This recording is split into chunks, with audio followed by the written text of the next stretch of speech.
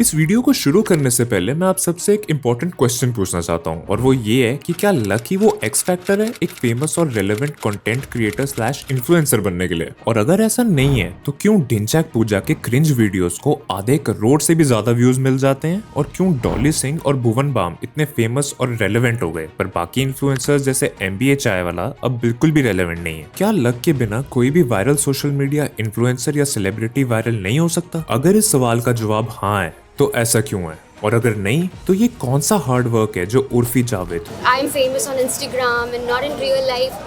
आप तो दोनों में ही नहीं हो, क्या फायदा? और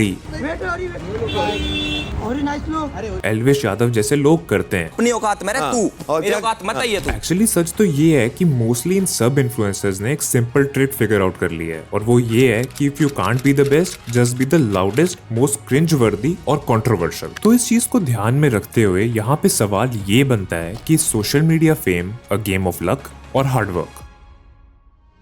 आप इस वीडियो को दो रीजन से देख सकते हैं। एक तो we will talk about the dark reality and the secrets behind social media fame and दूसरा we will do case studies and talk about the factors which can make or break your social media game. और इस video के and में एक और चीज पे बात करेंगे कि कैसे आपकी और मेरे जैसे स्क्रॉल एडिक्ट्स इन सब लोगों को अनइंटेंशनली प्रमोट करते हैं। So without further ado let's begin with the example of one of the latest sensations.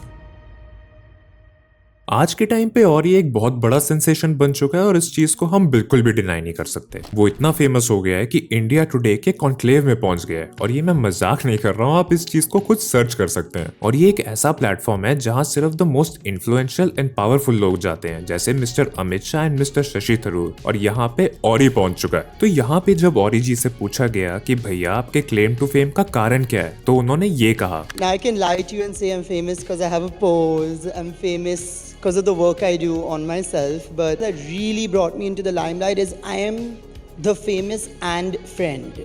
इस इंटरव्यू में भाई साहब खुद एक्सप्लेन करते हैं कि बिल्कुल भी टैलेंट नहीं है उनमें, लेकिन वो सब सेलेब्स के इतने अच्छे दोस्त हैं कि अक्सर उनकी फोटोज में दिखते हैं। जहां भी आपको जानवी कपूर दिखेगी वहां औरी दिखेगा और जानवी जी की बदौलत अब महाशय अलग ही भूकंप मचा रहे हैं। जब कॉफी विद करण में औरी अपने औरी रूम, अपने मिनियंस और अपने डिजिटल डिमाइस जैसी चीजों के बारे में बात कर रहा था तो मुझे लिटरली करण जौहर के लिए बुरा लग रहा था। Room where all my minions and they have to dress up as me and think as me and talk like me. Sorry, I'm sorry. Did you call them minions? Yes, my minions. Yes. कि इतने बड़े और famous director को औरी और उसकी बातों को झेलना पड़ रहा है। I mean, क्या दिन आ गए हैं करण जौहर के सीरियसली। तो हाँ, इससे ये पता चलता है कि फेमस होने का पहला रूल है फेमस दोस्त होना। सो औरी के तो फेमस दोस्त हैं, पर नेक्स्ट हम जिनकी बात करने वाले हैं उनके ऐसे कोई फेमस दोस्त भी नहीं है, तो उनका फेमस होने का क्या रीजन है, तो जल्दी से उनके बारे में डिस्कस कर लेते हैं।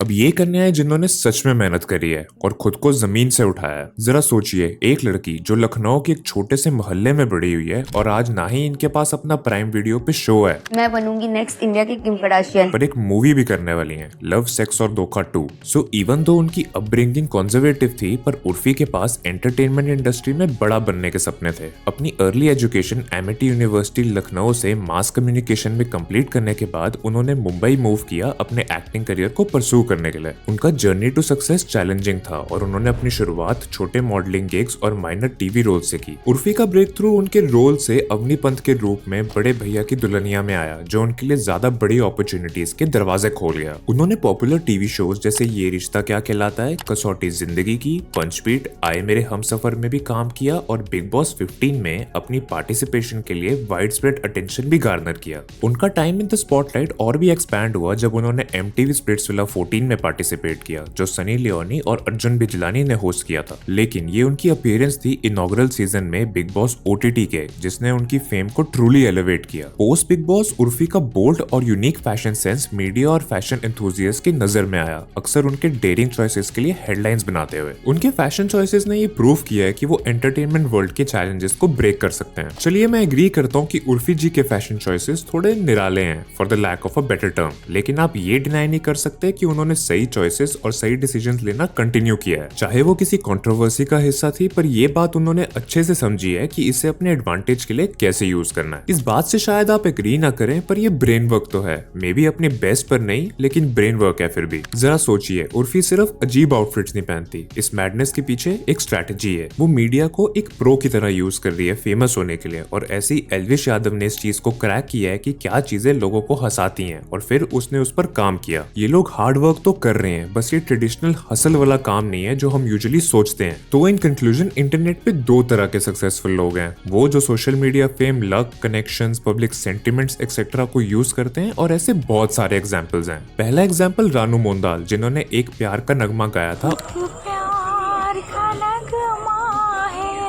और हिमेश मोटाभाई से मिल भी आई और उनके साथ काम भी करा, जैसे बचपन का प्यार वाला लड़का, सहादेव दिर्दो, बाबा का ढाबा को कौन भूल सकता है। इतनी सिंपैथी तो शायद इंडिया को वर्ल्ड कप हारने पे भी नहीं मिली होगी। ऐसे बहुत से शेर है अपने देश में, जैसे चाय पी लो फ्रेंड्स वाली आंटी से लेकर लैंड कराते वाला विपिन साहू। इन लोगों ने कोई खास तीर नहीं मारे, बस वायरल हो गए क्योंकि पब्लिक ने, मेरे और आपके जैसे लोगों ने इनको वायरल किया। मे बी इस चीज के रीजंस बहुत से थे, पर नतीजा एक, वायरलिटी, अंधाधुन और बेहिसाब वायरलिटी। लेकिन ऐसी वायरलिटी बस 4 दिनों की चांदनी है। तो इन 30 मार खानों के बाद आते हैं दूसरी तरह के वायरल स्टार्स, जिन्होंने मेहनत करी, स्टडी करा मार्केट को, ट्रेंड्स को, पब्लिक की नीड्स को। इस तरह के लोग जैसे कुशा कापिला, डॉली सिंह, भुवन बाम, टीवीएफ और एआईबी जैसे लोग। और इनके जैसे ही बहुत सारे social media influencers, comedians, fashion and food bloggers, इन सब लोगों ने सही में मेहनत करी है अपने क्राफ्ट को बेटर करने के लिए और टॉप की पोजीशन पे आने के लिए। मुझे याद है एक लड़की थे कैलकटा से, जिनका नाम करीमा बैरी है, और मैंने उनकी प्रोफाइल भी देखी थी जब उनके 5000 फॉलोअर्स थे इंस्टाग्राम पे, और आज उनके 1.2 मिलियन से भी ज्यादा फॉलोअर्स हैं। करीमा एक दिन में वायरल नहीं हुए, उन्होंने अपना टाइम लिया और इस चीज को स्लोली और स्टेडीली बिल्ड किया, और आज वो बड़े बड़े ब्रांड्स और डिजाइनर्स के साथ कोलैब कर रहे हैं। और यही सेम चीज कुशा और डॉली के साथ भी हुआ। तो देखिए, ये वाली सक्सेस जो है ना, ये टिकती है, ये ग्रो करती है। हवा के झोंके जैसी वायरलिटी नहीं है इनकी, ये तो भाई मौसम में बहार जैसी वायरलिटी है। हम वायरलिटी की बात कर ही रहे हैं तो थोड़ी एक कंट्रोवर्शियल बात करता हूँ। मुझे लगता है वड़ा पाव गर्ल ने भी हार्ड वर्क से ही फेम बटोरा है। अब मुझे पता है कि मेरी ये बात सुन के काफी लोग मेरी इस बात से एग्री नहीं करेंगे, पर देखिए, वड़ा पाव गर्ल ने अपना स्टॉल अपने हार्डशिप्स एंड ऑल की वजह से शुरू किया था, पर ये करते उसे थोड़ी अटेंशन मिली, और ये अटेंशन डेफिनेटली उसके लिए कम थी। So like any self respecting wannabe social media hound, उसने सोशली अनएक्सेप्टेबल प्रैक्टिसेस शुरू कर दी to remain socially relevant. See what I am trying to say is that vada pav girl ने कंट्रोवर्सीज को यूज करना शुरू कर दिया अपनी सोशल मीडिया प्रेजेंस को बड़ा करने के लिए। और सिमिलरली ऐसे बहुत से इन्फ्लुएंसर्स हैं जो बहुत सारी क्रिंज चीजें करते हैं to gain views and like. चाय पियोगे,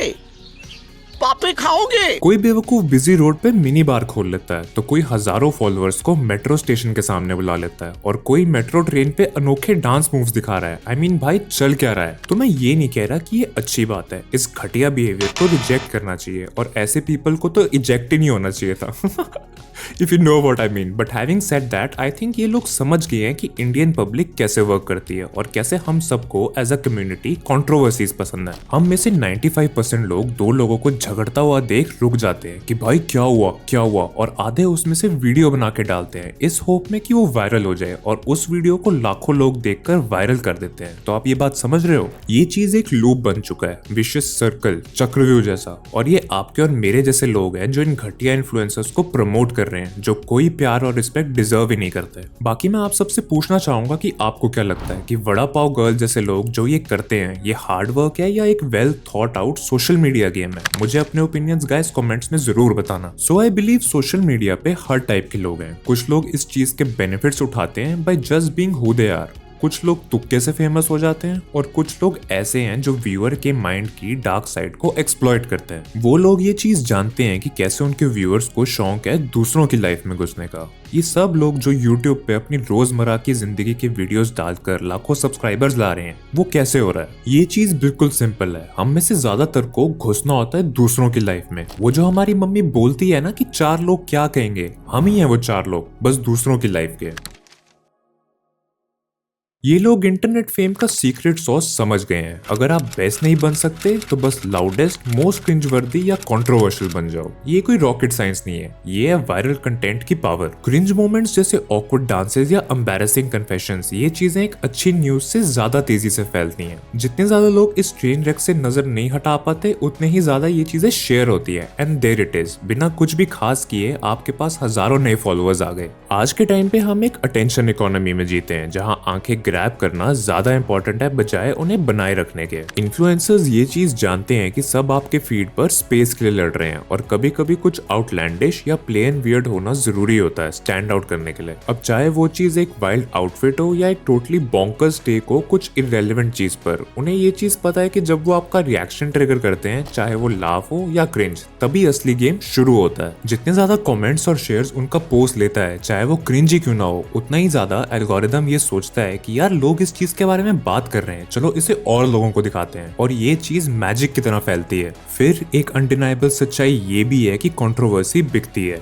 लव इट और हेट इट, लोग दूसरों के ड्रामा में बिना घुसे नहीं रह सकते, चाहे वो कोई पब्लिक स्पैट हो या कोई डिवाइसिव ओपिनियन हो जो किसी ने नहीं मांगा। इन्फ्लुएंसर्स ये जानते हैं कि वो किसी पावरफुल चीज को टैप कर रहे हैं। हाँ, शायद उन्हें कुछ बैकलैश मिले, पर किसे फर्क पड़ता है जब वो बैकलैश उन्हें बड़े फॉलोअर्स का बूस्ट दे रहा है। ये तो अपनी फेम को प्योर कियोस से फ्यूल करने जैसा है। और हेट वॉचिंग की तो बात ना ही करें तो बेटर है। कुछ लोग इन्फ्लुएंसर्स को सिर्फ इसलिए फॉलो करते हैं ताकि वो अपनी आईज रोल कर सके, कमेंट करें WTF और दोस्तों के साथ गॉसिप कर सकें। इस चीज का एक प्राइम एग्जांपल है एक असैसिमी सिंगर और एक्टर जिनका नाम है रक्कू दा। लेकिन गेस क्या, वो लोग अभी भी इन्फ्लुएंसर्स के नंबर्स को इन्फ्लेट कर रहे हैं। एक इन्फ्लुएंसर के लिए एक फॉलो है, चाहे वो फैन से हो या हेटर से, क्योंकि आखिर में सब एंगेजमेंट को बढ़ाता है, जो उनकी वैल्यू को भी बढ़ाता है। और आखिर में सबके बाद पैसा कमा कौन रहा है? इन्फ्लुएंसर्स। और सबसे अच्छी बात यह है कि इंटरनेट की मेमोरी बहुत छोटी होती है। जब ड्रामा खत्म हो जाता है और सब नेक्स्ट बिग कंट्रोवर्सी की तरफ बढ़ जाते हैं, तब भी इन्फ्लुएंसर अपने नए फॉलोअर्स और पोटेंशियल ब्रांड डील्स के पाइल पर बैठे होते हैं। इस चीज का कोई लॉन्ग टर्म नुकसान नहीं है, सिर्फ शॉर्ट टर्म वायरल फेम है। सोशल मीडिया की दुनिया में क्रिंज और कंट्रोवर्सी सबसे आसान शॉर्टकट्स हैं, ये इंश्योर करने के लिए कि लोग कभी भी आपके बारे में बात करना बंद ना करें। तो अगली बार जब आप किसी इन्फ्लुएंसर को ऐसा कुछ करते देखें जो आपकी ह्यूमैनिटी पे सवाल उठा दे, तो याद रखें वो शायद उन स्वीट एंगेजमेंट नंबर्स के साथ बैंक तक हंसते हुए जा रहे हैं। अब इस चीज को लेके आप और मेरे जैसे फेलो स्क्रॉल एडिक्ट्स कर क्या सकते हैं? पहले हमें शायद एक सिंपल सवाल उठाना चाहिए, क्या मैं इस आदमी के क्रिंज मोमेंट को वायरल करने जा रहा हूँ? अगर इस सवाल का जवाब हाँ है, तो शायद हमें थोड़ा रिस्ट्रेंट दिखाना चाहिए, और आप जानते हैं वो लाइक या शेयर बटन नहीं दबाना चाहिए। मुझे पता है कि ये चीज टफ है, सोशल मीडिया का ट्रेन रेक देखना वैसे ही है जैसे कार क्रैश पर रबर नेकिंग करना, लेकिन अगर हम उस अर्ज को रेजिस्ट कर सकते हैं तो शायद हम अननेसेसरी कंट्रोवर्सीज की राइज को स्लो करने में मदद कर सकते हैं। दूसरी चीज जो हमें करनी चाहिए वो ये है कि हमें प्रिटेंड करना बंद करना चाहिए कि हेट वॉचिंग सिर्फ एक हार्मलेस फन है। हेट वॉचिंग वैसे है जैसे किसी को बैक हैंडेड कॉम्प्लीमेंट देना। आप अब भी उन्हें अटेंशन दे रहे हैं, और इंटरनेट पर अटेंशन का मतलब पावर होता है। तो अगली बार जब आप किसी इन्फ्लुएंसर के पोस्ट पर आंखें रोल करना चाहें, तो शायद आप सिर्फ उन्हें प्राइवेट में रोल करें और अपनी जिंदगी में आगे बढ़ें, क्योंकि इस क्रिंज मशीन को खाना देना बंद करना पड़ेगा। और आखिर में आई थिंक हमारी रिस्पॉन्सिबिलिटी एज व्यूअर्स बहुत सिंपल है, जो हम सपोर्ट कर रहे हैं उसके लिए माइंडफुल रहना। हम एल्गोरिदम के अनसंग हीरोज बन सकते हैं जब हम डिसाइड करते हैं कि किस चीज के साथ एंगेज करना है और नहीं करना है। और शायद क्या पता, अगर हम में से काफी लोग एंगेज ना करें तो शायद सोशल मीडिया की दुनिया थोड़ी कम केओटिक हो जाए।